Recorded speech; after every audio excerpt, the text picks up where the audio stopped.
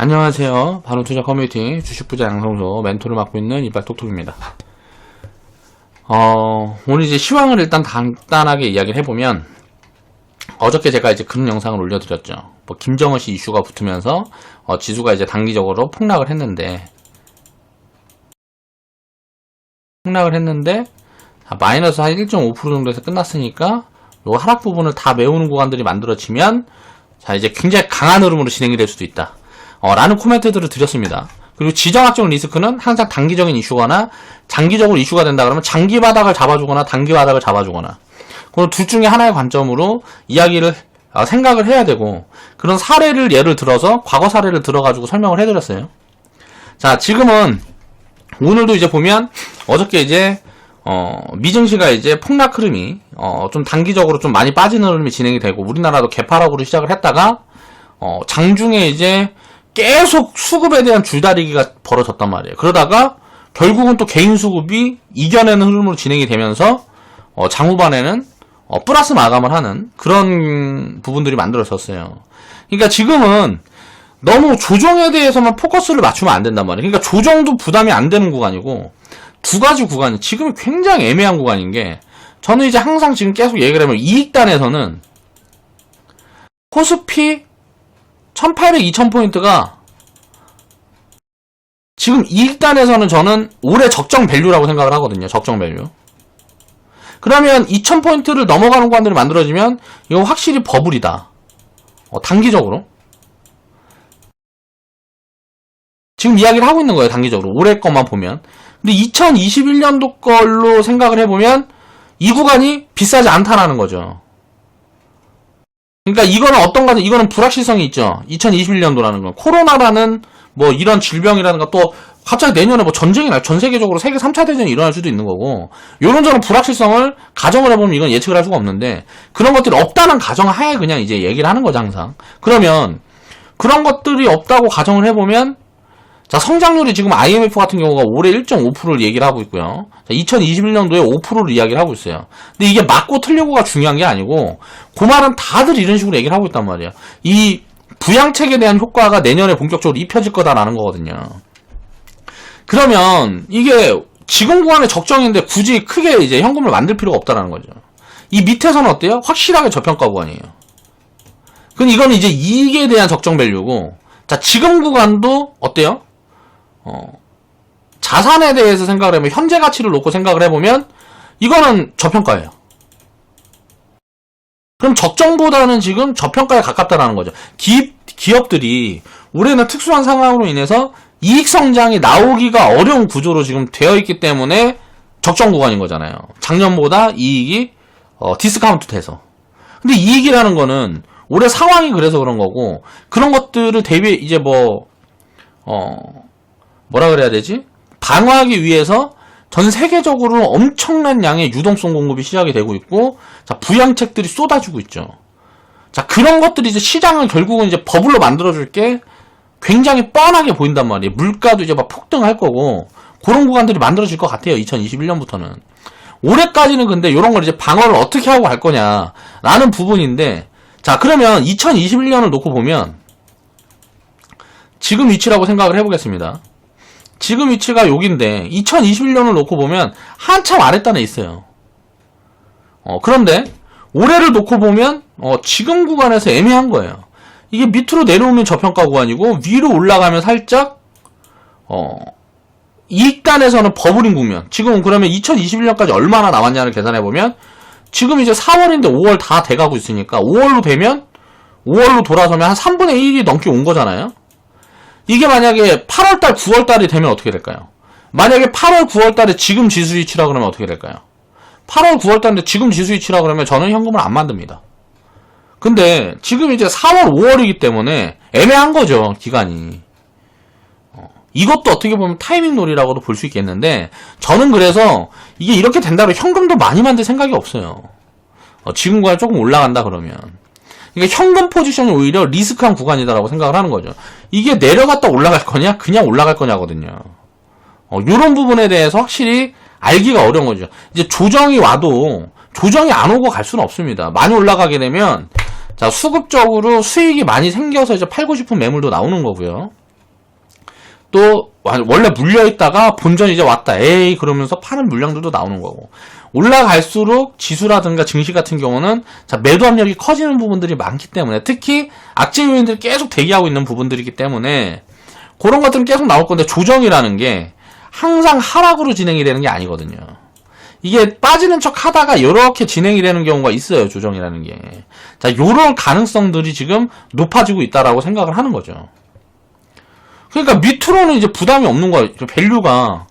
밸류상 지수가 지금 구간에 밑으로 빠지는 건 부담이 없는 구간이고, 그러니까 이제 현금을 만들기가 애매한 거죠. 자, 올라가면은 이제 어때요? 자, 올해 이익단에서 살짝 부담이 되는 구간이라는 거예요. 그래서 현금을 만들어 보는데 2021년도를 대입해놓고 보면, 야, 이게 뭐 그렇게 안 좋을 가능성이 거의 뭐 없어 보이기 때문에, 부양책이라든가 이런저런 요인으로 해서 확실하게 버블이라고 보기도 애매한 거거든요. 단기적인 버블이라고 볼 수 있다는 거죠. 그럼 여기에서 현금 포지션을 과하게 취해가는 게 맞느냐는 거예요. 계속 이 부분에 대한 이야기를 하고 있는 거예요. 당장 내일 어떻게 될 거다, 모레 어떻게 될 거다, 이건 알지 못해요. 전 신이 아니라서. 그런데 이런 객관적인 가치를 기준으로 해서 시장을 판단을 해야 된다는 거죠. 그 부분들을 계속 말씀을 드리고 있는 거고, 지금 기업들 이제 뭐 지수도 그렇고 기업단에서 보면 정말 저평가된 기업들이 많아요. 훨씬 많다라는 거죠. 지수는 예를 들어서 지금 적정 구간이라 그러면, 기업들은 그렇지 않아요. 버블인 기업들만 빼고 사면 괜찮단 말이에요, 지금은. 그러니까 그런 부분들을 생각을 해가지고, 이제 포트폴리오만 맞춰져 있다 그러면, 자, 주식 비중이 많다 그러면, 지수보다, 큰 폭으로 내 계좌가 아웃퍼폼이 될 수 있는 그런 포지션이다. 근데, 자, 상승을 놓치게 되면 그 아웃퍼폼에 대한 기회를 다 날리는 거기 때문에, 오히려 더 리스크한 거야. 하락을 두들겨 맞는 것보다 더 리스크하다라고 생각을 해야 된다는 거죠. 자, 그렇게 생각을 하면서 오늘 방송을 이야기해 보겠습니다. 이제 시황 같은 부분은 여기서 더 들어가면 너무 복잡해지고 또 말도 많아지고 할 것 같기 때문에, 매일 방송을 할 때마다 이렇게 조금씩 한번 그때그때 무슨 뭐 특이사항이 있으면 코멘트 드리고 그렇게 하는 걸로 진행을 하겠습니다. 자, 2020년 4월 22일 수요일 날, 자, 분산 투자의 한 가지 방법은, 오늘은 이 부분에 대한 이야기를 해보려고 그래요. 자, 자산 배분의 효율적인 방법이 무엇일까라는 부분에 대해서 생각을 굉장히 많이 했어요. 그러면서 이거를 어떤 좀 체계적인 시스템으로 만들려면 어떻게 해야 될까라는 부분들에 대한 고민을 하면서 수익에 대한 기준도 만들어 놓고요. 수익에 대한 기준을 만들어 놓고, 자, 분산에 대한 기준을 만들어 놓고요. 이런 것들을 활용을 해서 장기적으로 끌어갈 수 있는 이런 시스템들을 완성해 가는 거죠. 그런 부분들을 내가 어떤 딱 뭐 수학 공식처럼 만들어 놓는 것보다 기준이라는 게 있으니까 그 명확한 것들이 필요하지만, 장기적으로 수동적으로 내가 조절을 해줄 수 있는 이 시스템상에서 완성도는 스스로들 하는 거란 말이에요. 그러려고 그러면 이해가 필요하죠. 그래서 그 부분에 대한 내용을 저는 이제 굉장히 유튜브 방송이고 회원 방송이고 자주 이야기를 하는 부분입니다. 사실 유튜브 방송에서 이야기를 더 많이 하는 것 같고요, 이런 부분들은. 회원 방송에서는 거의 종목 얘기를 많이 하고, 뭐 현재 시장에 대해서 뭐 이제 진짜 뭐 그런 이야기들을 많이 하죠. 자, 그래서 이런 부분들을 한번 이제 생각을 또 한번 해보자. 자, 기존에 알고 계시던 분들은 자, 이제 복습하는 관점에서, 그리고 조금 애매한 분들, 기준이 안 잡혀있는 부분들은 왜 이런 생각을 하는지를 이해를 해야 된단 말이에요. 자, KPS 322% 수익 인증해주신 회원분이 계셔서, 자, 그걸 이제 데이터로 들어서 이야기를 한번 해보겠습니다. 자, 신나는 바투님이 이제 106% 먼저 수익 구간에 분할매도 인증을 해주셨어요. 2019년도 10월 8일날. 그리고, 자, 이제 절반만 팔았다는 소리죠. 이때 2분의 1을 팔고, 그리고 이제 두 번째 매도 구간이 이제 322%에 이제 이제 수익 인증을 또 해주셨습니다. 자, 여기 10월 8일 날 매도하고 6개월일 정도 지난 시점에 322%에 또 2분의 1을 파셨겠죠. 자, 그러면 이제 이렇게 이제 매도 구간이 나왔으니까, 자, 100만원을 만약에 100만원을 투자를 했다 그러면, 자, 200이 됐을 때 2분의 1을 덜었고, 이게 이제 300이 됐을 때, 또 이제 2분의 1을 던 거죠. 그러니까 2분의 1, 그러니까 이거예요. 아, 다시 해야 되겠다. 자, 이게 100이 있으면 이게 200이 됐을 때 이걸 잘라서 100으로 나눈 겁니다. 이거는 이제 1번인데 자, 1번, 2번으로 나눈 거죠. 그래서 다른 걸 하나 더 사는 거예요. 이건 그대로 가져가고 자, 이게 또 이제 200이 되니까 이걸 또 2분의 1로 나눠요. 그렇게 해서 자, 101번은 그대로 가고 자, 이게 이제 3번까지 늘어난 거죠. 그래서 종목수가 한 개를 갖고 있던 게 2개, 3개로 늘어났는데 어때요? 금액은 일정하게 100만원씩 맞춰져 있는 거죠. 처음에 100을 샀다 그러면. 요렇게 운영을 하는 이유들이 뭘까? 라는 부분에 대한 이제 오늘 이야기를 해볼 거예요. 자, 통계적인 부분하고 이제 확률적인 부분하고 확률을 잡아내기 위해서는 이 통계적인 부분들이 필요하거든요. 그래서 그런 부분에 대한 이야기를 좀 해볼까 합니다. 자, 일단 먼저 100만원이 300만원이 되면 어떻게 될까요? 자, 리스크가 이제 3분의 1로 준 거죠. 자, 100만원은 한 종목이었는데 300이 되면서 이게 3개 종목이 됐으면 자, 한 개 종목이 상장 폐지될 확률하고 상폐라는 거는 100%니까 손실이 100% 이상 날 수는 없는 거니까 이 100%하고 이거는 어때요? 상폐될 확률이 33%로 줄어드는 거잖아요. 3개 종목이 다 상장 폐지될 확률은 요것보다 훨씬 떨어지는 거죠. 3분의 1 정도 되겠죠. 근데 이제 상폐될 확률이 33%가 아니고 이건 단순 계산인데 이거를 뭐 기간으로 가둬놓고 뭐 이 기간 내에 예를 들어 상장 폐지가 될 확률을 또 계산해보면 여러가지 계산 방식이 막 들어가갖고 33%보다 훨씬 낮아지겠죠. 근데 이제 평생 상장 폐지될 확률을 놓고 보면 이 기업이 언젠가 망한다는 가정에 망할 가정을 보면 33% 정도로 확률이 떨어진다는 거예요. 근데 종목이 한 개에서 3개가 됐다 그래가지고 이 3개 종목이 100% 지금 자리에서 100% 수익이 날 거다라는 기준에 이 기대감의 변화가 있냐 이거예요. 아니라는 거죠. 그럼 100% 수익은 남아있고 손실은 줄어드는 거예요. 이게 이제 분산의 개념이란 말이에요. 모르겠다. 이거보다 좀 더 잘 설명하고 싶은데 그렇게 설명을 어떻게 해야 될지를 모르겠습니다. 만약에 그걸 제 영상을 보시면서 아시겠는 분은 댓글로 좀 달아주시면 제가 감사 인사 전하겠습니다. 자, 이 포지션들을 보면 신나는 바투님이 1차 매도했던 구간이 17,850원 구간이에요. 17,850원 구간에 1차 매도가 나가고 그 다음에 한 40% 조정이 진행이 됐단 말이에요. 여기에서 만약에 설사 이 기업이 잘못됐다고 가정을 해보겠습니다. 그래도 106%의 본전을 빼놨기 때문에 본전은 만들어져 있는 거죠. 다른 기업을 샀으니까 그 기대감은 그대로 남아있을 거 아니에요. 그러면 이런 조정들이 여기에서 다 팔았다고 가정을 해보면 여기서 팔고 여기서 다시 산다라는 기준이 이론적으로는 불가능한 거죠. 우리가 딱 보면은 할 수 있을 것 같지만 여기서 팔고 여기서 산다. 이런 거라는 거는 어디까지 빠지고 어디까지 올라갈지라는 걸 알 수 있다라는 거잖아요. 그게 근데 불가능하기 때문에 안 되는 거죠. 그래서 매도를 할 때도 이렇게 나눠 팔고 이런 포지션들을 취해가는 겁니다. 자, 이 기업은 사실 지금 처음에 일정금만큼 갖고 있으면 안 돼요. 이제 주가도 많이 올라온 구간이고 지금 구간에서 신규 편입도 안 되지만 상승 여력이 어디까지 사실 나올지도 모르겠지만 이제 확률이 매우 떨어지는 거죠. 지금 자리에서는. 왜 그런지 이제 이야기를 해볼게요. 지금 이제 시가총액이 그러니까 무슨 말이냐면 바투님도 이거 갖고 계시면 예를 들어 100만 예를 들어서 일정금만큼 갖고 계시면 이제 분할 매도하고 일정금만큼 갖고 계신다 그러면 지금 구간에선 일정금 3분의 1이나 2분의 1 정도만 남겨놓고 나머지는 덜어서 다른 종목도 추가 매도 한다거나 그런 포지션들이 나와 보일 것 같아서 요 기업에 대한 내용을 좀 잠깐 이야기를 해볼게요. 제가 추천드렸던 시점을 보면 2019년도에 이제 막 추천이 막 이제 나갔던 구간에는 자, 2018년도에 실적 보면 어때요? 자, 매출이 80억에서 170억으로 뛰고 240억, 400억으로 뛰고 자, 성장폭이 굉장히 가파르죠.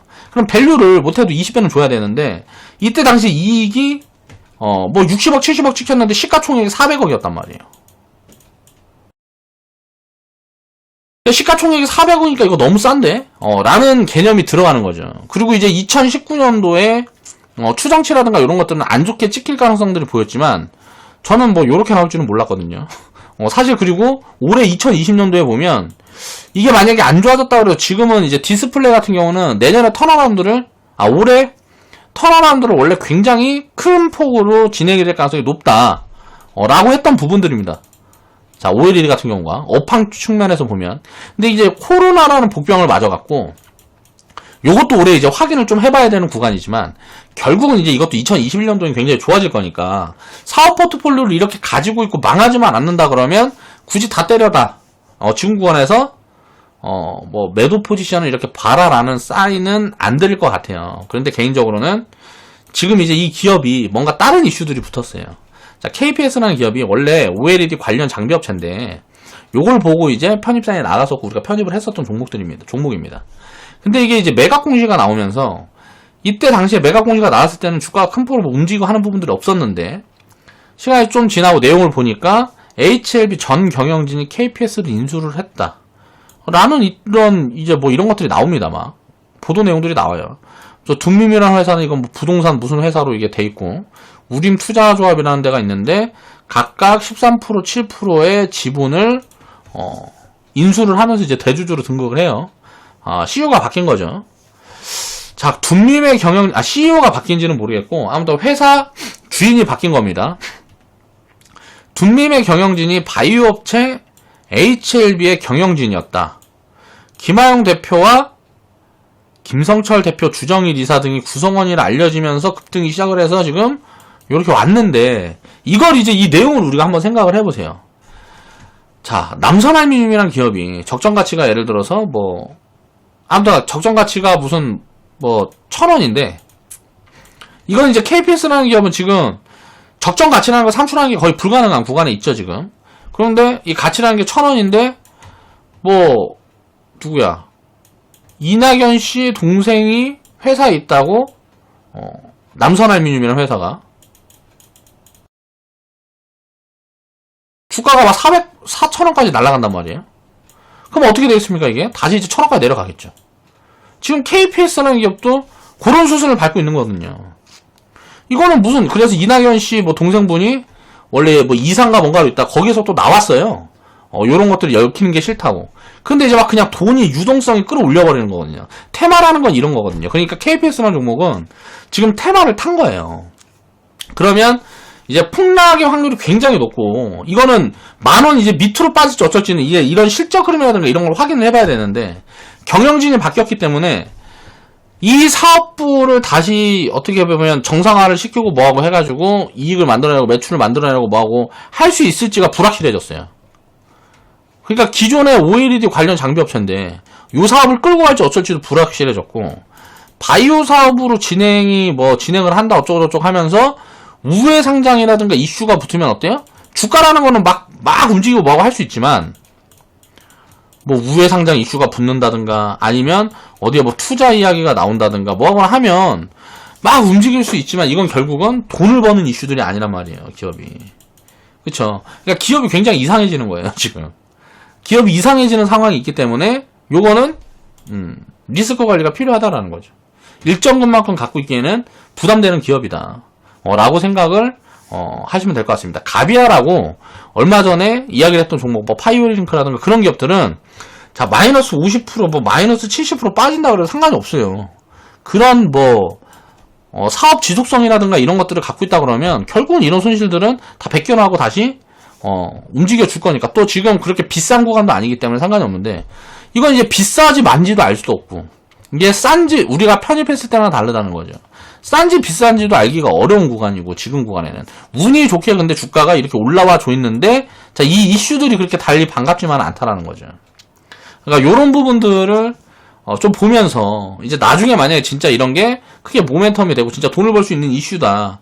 그런 것도 이제 확인이 되고 뭐하고 하면 다시 편입을 하더라도 교체 포지션을 보는 게 좋다라고 생각합니다. 근데 물론 주가라는 게 여기서 더 어떻게 될지는 몰라요. 이런 이슈로 이렇게 움직여야 될 때는 모릅니다. 모르는 부분이라서 코멘트 드리기가 올라갈 거다 내려갈 거다 라고 드릴 수는 없어요. 그렇지만 장기적으로 보면 이건 정상적인 흐름은 아니다 라는 부분들이 보여진다라는 거죠. 자, 그러면 요건 이제 기업에 대한 내용을 잠깐 이야기를 해보고 오늘 이제 주제였던 자, 비중 분산에 대한 내용을 이제 이야기를 해볼게요. 자, 먼저 비중 분산을 하려면 뭐가 필요할까요? 이게 하는 이유가 뭘까요? 자, 리스크에 대한 관리가 있고요. 또 공격적인, 사실 투기적인 발상도 조금 섞어가기 위한 것도 있어요. 그러니까 기업의 내용을 예를 들어서 너무 완벽하게 우리가 알 수 없다는 가정하에, 그러면 점점 더 공격적으로 하려고 하는 뭐야? 예를 들어서 1번이 삼성전자가 있고 SK 하이닉스가 있는데, SK 하이닉스가 망하려고 그래요. 근데 이게 그 전에 3인가 그랬단 말이야. 근데 반도체가 과거에 막 보면 반도체 가격 40센트 막 하고 할 때 있었습니다. 이제 하이닉스가 현대에서 SK로 넘어간 그때죠. 그때 이제 막 이 SK 하이닉스 막 150원 했어요. 150원. 150원인가 200원인가 내가 했던 걸로 기억을 하는데, 아무튼 그때 막 망해간다 그랬을 때, 그러니까 망해간다 아니고 망했죠. 자, 인수합병 되고 뭐하고 할 때, 왠지 요것도 사고 싶단 말이에요. 장기적으로 이거 사라만 나면 대박 날 것 같으니까. 근데 이제 삼성전자가 리스크는 훨씬 없어 보이니까 요거 두 개를 다 사는 거죠. 요런 관점으로도 이제 한 개만 사야 된다 그러면 SK 하이닉스는 못 사는 거죠. 그 당시에 삼성전자만 사는 거지. 근데 자, 요런 리스크를 감안을 하고도, 자, 투기적인 관점을 살짝 집어넣어 보면, 자, 요런 것들도 이제 배팅을 할 수가 있는 거죠. 그러니까 리스크에 대한 배팅도 가능하게 하기 위해서 공격적인 부분들도 들어가는 거다라는 거예요. 그리고 비중 분산을 하기 위해서는, 비중 분산이라는 게 사실 리스크는 줄이고 수익은 확대할 수 있는 요런 부분들을 입혀가기 위해 필요한 거죠. 그럼 비중 분산하려고 그러면 뭘 해야 될까라는 부분에 집중을 해서 생각을 해보면, 비중 분산을 하기 위해서는 통계적인 부분에서, 자, 확률적인 이점을 가져가기 위해서 하는 거거든요. 자, 그럼 이 확률이라는 게 적용이 되려고 그러면 일정한 부분들이 필요해요. 그래서 이제 일정한 금액, 일정 금액만큼씩 사는 거예요. 10만원이면 10만원, 100만원이면 100만원, 5만원이면 5만원, 50만원이면 50만원. 왜 이렇게 일정하게 사냐? 어떤 종목은 100만원 사고 어떤 종목은 200만원 사면 어떻게 될까요? 자, 두 가지 사례를 놓고 이야기를 해보겠습니다. 그러면 자, 이게 마이너스 50% 손실이 나고, 자, 이게 플러스 100% 수익이 나도 어때요? 자, 수익은 더 큰데 본전이죠. 자, 이렇게 반대로 얘기해서 이게 50% 나고, 자, 이게 플러스 100% 나면 어때요? 자, 수익이 50%가 더 플러스해서 붙죠. 자, 그러면 이건 통계적으로 확률을 잡아낼 수가 없어요. 수익의 확률을 높여서 그걸 쌓아가면 수익이 나온다라는 구조로 만들기 위해서는 이렇게 하면 안 된다는 거죠. 이거는 몰빵의 개념이거든요. 점점점 몰빵의 개념으로 가는 거예요. 비중이 나눠진다는 거는. 그래서 비중을 일정하게 맞추게 되면 확률적인 이점을 확실하게 취할 수가 있는 거죠. 그래서 일정하게 금액을 맞추는 겁니다. 비중 분산을 하기 위해서 가장 중요한 부분들이 난 이거라고 생각을 해요. 그럼 정리가 됐습니다. 통계적으로, 자, 확률을 높여서, 이 확률은 당연히 수익의 확률이겠죠. 자, 수익 확률을 높여서 수익을 많이 내면 수익인 거야. 이걸 하기 위해서는 일정금을 맞춰야 되는 거지. 일정하게 금액을 맞춰서 이제 편입을 하고 매도를 하고 할 때도 그런 부분을 잡아가면서 하는 거죠. 그렇게 되면 통계적인 이점을 취할 수 있는 거예요. 쉽게 말하면 100%를 어떤 기업을 사면 이게 만약에 500% 수익 구간이에요. 그래서 100만원이 500만원이 됐어. 근데 500만원도 예를 들어 90% 손실을 봐버리면 어떻게 돼요? 또 이제 50만원이 남으니까 뭐 이게 똔똔이 된단 말이에요. 그러니까 500% 수익 보고 90% 손실 나면 이게 뭐 수익이 없어지는 이런 결과들이 발생하지 않는다는 거죠. 비중을 이렇게 분산을 해놓고 운영을 하게 되면. 자, 500% 수익이 나게 되면 500% 수익은 그대로 남아있고, 자, 손실이 90% 나면 90% 손실만큼만 제해지는 거예요. 그래서 410%의 수익이 남는데, 자, 이렇게 비중 분산을 하지 않고 몰빵의 개념으로 가면 어떻게 돼요? 손실을 더 조금 보더라도 손실이 커지는 거죠. 점점 내가 자산의 비중이 커지면 커질수록 손실의 비중도 같이 늘어나는 거죠. 그렇기 때문에 리스크가 커진 거예요. 그래서 손절이라는 거 막 이야기를 하는 것들이 요런 부분들이거든요. 근데 이제 일정하게 금액을 맞춰 투자를 한다 그러면 상장 폐지까지 사실 냅둬버리는 게 가장 확률적으로 계산하기가 쉬운 방법이란 말이에요. 자, 비중 분산에 대한 이야기를, 그래서 비중에 대해서 분산을 할 때 이걸 어떻게 할 거냐, 어떻게, 요 부분에 집중을 해서 이제 생각을 해봐야 됩니다. 자, 그러면 이제 이렇게 정리를 해보겠습니다. 한 종목을 내가 샀어요. 그럼 손실은 100%가 날 수 있어요. 자, 수익은 무한대죠. 자, 시작부터 이겨있는 게임이에요. 근데 요 가능성이 있기 때문에 자, 수익도 가능성이고 손실도 가능성인데 이 가능성이 있기 때문에 불안한 거잖아, 투자하는 사람들이. 그러면 한 종목을 사는 게 아니고 자, 50개, 100개를 사자 이거야. 그래서 상장 폐지되는 것보다 자, 100% 이상의 수익이 넘어가는 종목들을 내가 많이 만들어내면 이익이 쌓이는 거잖아요. 자, 장기적으로. 그럼 이제 어떤 게 남죠? 자, 100%라는 수익을 100% 이상의 수익을 만들려면 뭐예요? 시간이 필요하죠. 자, 그래서 뭐가 필요해요? 장기 투자가 필요한 거예요. 자, 300%의 수익을 만들려면 그러면 어때요? 자, 더 긴 시간이 필요해요. 자, 500%의 수익을 만들려면 그러면 어때요? 더 긴 시간이 필요하죠. 1000%의 수익을 만들려면 그러면 더 긴 시간이 필요해요. 그래서 시간을 오래 투자하는 사람이 가장 큰 수익을 만들어 가는 거예요. 지금 단기적인 수익을 얼마 더 내고 덜 내고가 중요한 게 아니란 말이에요. 결국은 투자는 가장 오래 하는 사람이 가장 많은 수익을 가져가게끔 되어 있는 그냥 돼 있어요. 그렇게 구조적으로. 그렇다고 이해를 하면 돼요. 그러면 이거를 이제 점점점 투자가 진행될수록 리스크를 계속 줄이고 수익을 키워갈 수 있는 방법론이 뭘까? 복리를 빠르게 확대할 수 있는 방법론이 뭘까라는 고민을 했습니다. 그게 이제 이거예요. 100% 수익 구간이 되면 예를 들어서 이 종목이 상승여력이 150%라고 보고 편입을 했는데 1만원에 샀는데 이게 2만원이 가면 상승여력이 50%밖에 안, 이제 상승여력이 어때요? 자, 5천원밖에 안 남았단 말이에요. 그러면 이거는 지금 자리에서 상승여력이 25%밖에 안 남은 거거든요. 그쵸? 그래서 2분의 1로 줄여서 다시 상승여력이 100% 이상 남아있는 종목으로 분산을 하는 거예요. 뭘까요, 이게? 리밸런싱 개념이죠. 자, 이런 것들을 이해를 해야 되는 거죠. 그러면 어떻게 될까요? 자, 이거는 이제 25% 상승여력이 남아있다 그러는데 업사이드가 나온다던가 뭔가 이제 기업이 꾸준히 성장을 한다는 가정하에서는 다시 이게 신규 편입이 안 되는 구간이지만 이렇게 만들어질 가능성이라는 게 남아 있는 거예요. 그렇죠? 그리고 새로 사진 못하겠지만 갖고 있었던 부분들이기 때문에 팔고 싶지 않다 그러면 갖고 갈 수 있는 거죠. 이제 이런 것들이 이제 선택사항인 거죠. 예를 들어 100% 수익 구간이 왔을 때 전부 다 팔아갖고 두 종목을 새로 편입하는 것도 방법이 될 수 있고 이 종목은 끌고 가고 다른 종목을 한 종목만 편입하는 것도 방법이 될 수 있단 말이에요. 이건 이제 성향 차이예요. 자, 단기적으로는 단기적으로 놓고 보면 확률적으로 이제 100% 정도 이상의 수익이 나게 되면 한번 밀려서 조정이 들어오는 확률이 훨씬 높아요. 그렇지만 다시 점프하게 됐을 때 이 자리에서 다시 살 수 있느냐? 다시 매수. 조정이 끝나는 시점에 다시 매수해가지고 여기까지 갖고 갈 수 있느냐? 라고 우리가 생각을 했을 때 거기에 대해서 퀘스천이 남는단 말이에요. 살 수 있을지 없을지를 몰라요. 그렇기 때문에 그냥 끌고 가는 거죠. 그러면 이 종목이 두 번째 종목까지 자, 한 개를 갖고 있던 종목이 두 개로 늘어났습니다. 자, 1은 어때요? 일정금이에요.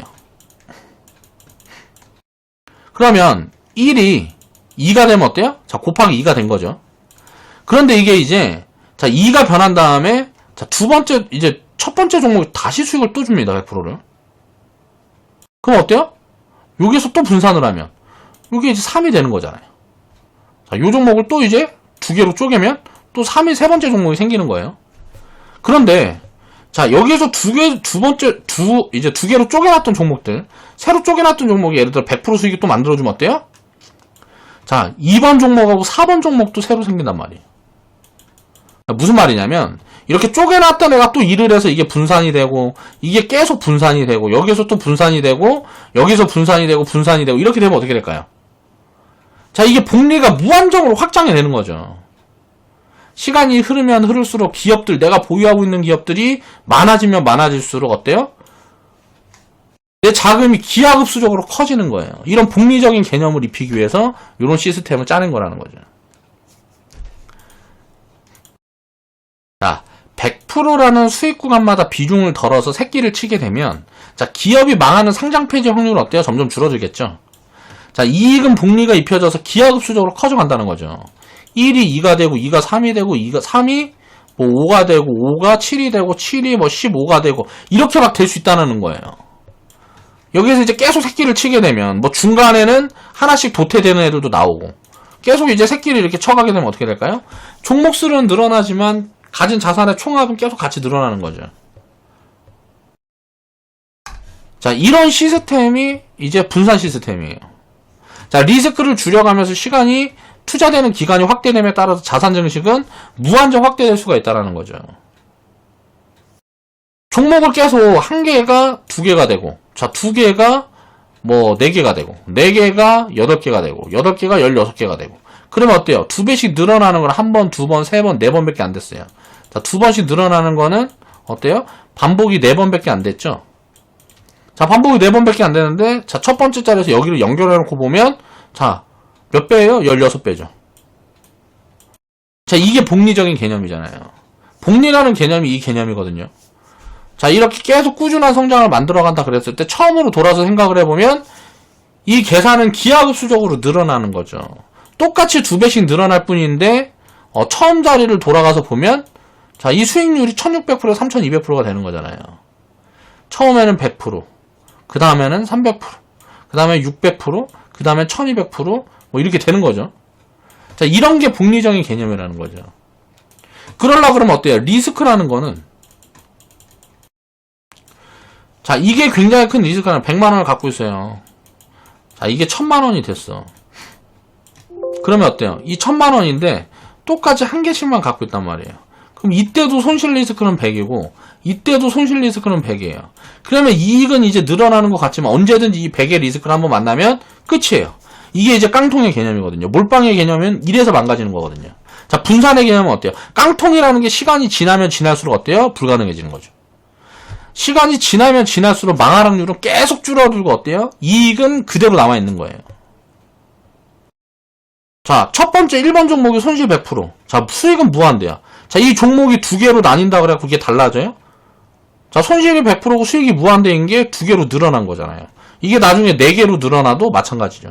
8개, 16개 늘어나도 마찬가지라는 거예요. 이 하나하나로 개별로 이렇게 진행이 될 수 있다는 거죠. 요 부분에 대한 이해를 해야 됩니다. 그러니까 분산의 개념을 요렇게 봐야 돼요. 어렵지 않죠? 모르겠습니다. 오늘 그래서 분산 투자의 한 가지 방법론에서 제가 회원분들한테 정리를 해둔 부분이 기준 수익률을 100% 잡는 이유는 뭐냐면 간편하기 위해서예요. 자, 그러면 기준 수익률이라는 걸 100%를 잡으면 이 기준을 맞추려고 하면 어떻게 해야 될까요? 100% 이상 상승 가능성이 있는 이런 기업을 찾아내서 투자를 해야 되겠죠. 왜? 100% 가기 전에는 안 팔 거니까. 그렇죠? 이런 기업들을 찾아서 이제 투자를 하는 거죠. 자, 단기적인 긴축은 아예 다 빼버리는 거예요. 무조건 100% 이상 갈 수 있다 라고 보여주는 종목들만 이제 편입을 하는 거죠. 그래서 저는 이제 사인을 100% 미만 구간에서는 특별하게 리밸런싱 구간, 제가 이제 리딩 계좌라는 걸 운영하는 건 회원분들한테 계속 기회를 드려야 되기 때문에 회원분들 포지션들이 다 다르기 때문에 리딩 계좌를 운영하면서 계속 신규 편입 포지션이고 이런 걸 찾아드리는 거지 회원분들은 그렇게 할 필요가 없는 거예요. 자, 기준을 딱 이렇게만 잡아놓으면 된다면 오늘 100% 오면 계속 신규 편입 포지션은 제가 드리잖아요. 만들어 드리니까 분산하고 또 어떤 놈이 100% 오면 또 분산하고 어떤 놈이 100% 오면 또 분산하고 또 새로 돈이 생기면 내가 일정금이 예를 들어 10만원이다. 그럼 10만원 저축하면 또 한 종목 늘리고 요렇게씩 해가는 거예요. 그러니까 종목 수가 너무 많아져서 내가 불편하다. 그러면 일정금은 어때요? 처음에 10만원이던 거를 11만원으로 늘리고 12만원으로 늘리고 이렇게 일정한 금액을 조금씩 늘려가는 거죠. 그래서 내가 이런 시스템들을 운영을 하려고 그러면 내가 보유하기 편한 종목 수가 몇 개냐? 불편하지 않은 종목. 이거는 바뀔 수 있죠. 성향이라는 건 바뀔 수 있으니까 사람이. 처음에는 50개도 이거 불편한데 했다가 나중에는 100개, 200개 돼도 종목 모아가는 재미가 있네. 라고 생각하는 사람들이 생각이 되는 분들은 종목 수를 뭐 굳이 이렇게 한정을 둘 필요가 없는 거죠. 좋아 보이면 그냥 계속 사는 거예요. 그러면 훨씬 편한 방식으로 수익을 확대해 나갈 수 있다라는 거예요. 뭐 백화점 투자는 뭐 언제 돈 벌래 뭐 별로무 소리 하는 사람들이 많은데 안전성에서는 이걸 따라갈 게 없어요. 그래서 이런 걸 추천을 드리는 겁니다. 비중을 몰아서 리스크를 관리하고 무슨 뭐 손실에 손절도 잘 못하거든. 사실 일반 뭐 투자 본전 생각을 한 걸 갖고 있어서 어느 정도의 탤런트라든가 자기가 관리가 철저하지 않은 사람은 손절이라는 것도 쉽게 못해요. 마음이 불편해서. 근데 이제 비중이 잘게 쪼개져 있으면 그런 것도 가능하거든요. 왜? 부담이 덜 되니까. 내가 돈이 예를 들어서 1000만 원 있는데 10만 원씩 100개를 사놨어. 에이씨, 100개가 예를 들어 마이너스 50% 손실 났어. 에이씨, 이거 하나 털어야지 하고 파는 거는 할 수 있다고. 근데 이거를 예를 들어서 5개를 갖고 있어. 200만 원인데 이게 100만 원 남았어. 아, 이거 팔라니까 막 심장이 쫄깃쫄깃해지고 이거 100만 원 손실을 확정하는 거잖아요, 이게. 그러면 사람이 심장이 막 쫄깃쫄깃해지고 그런다고. 이 심약하고 한 사람들은. 그런 사람은 어때요? 종목수를 굉장히 많이 갖고 가야 돼요. 근데 나는 조금 담대하다. 조금 뭐라 그래야 되지? 큰 비중이 손실이 나고 뭐하고 해도 그냥 무덤덤 할 수 있다. 그런 식으로 나는 멘탈이 단단하고 뭐하고 한다 하는 사람들은 종목수를 좀 줄여도 되겠죠. 그러니까 이거는 자기 성향에 따라서 종목수고 뭐 분산의 개념 이런 것들은 달라지는 거지 딱히 어떻게 정해진 부분들이 없다라는 거예요. 그러니까 투자를 하면서 자기 성향을 찾아가면서 어떤 방식으로 하든지 간에 리스크 관리를 해서 오래 투자를 하면 누구든지 이길 수 있습니다. 100% 다 이길 수 있어요. 그러니까 그런 것들을 믿고 역사를 믿고 어떻게 투자를 해야 될 건가, 진짜로 리스크를 줄여가면서 할 수 있는 방법이 뭘지 그런 부분들에 대한 생각이 꼭 필요하다는 거죠. 지금 시장이 빠질 거다 올라갈 거다 단기적으로 이런 게 중요한 게 아니라는 거예요. 이런 것들을 제 방송을 보는 분들은 많이들 깨달았으면 좋겠다라는 마음을 가지고 있습니다. 자, 오늘 방송 마무리할게요.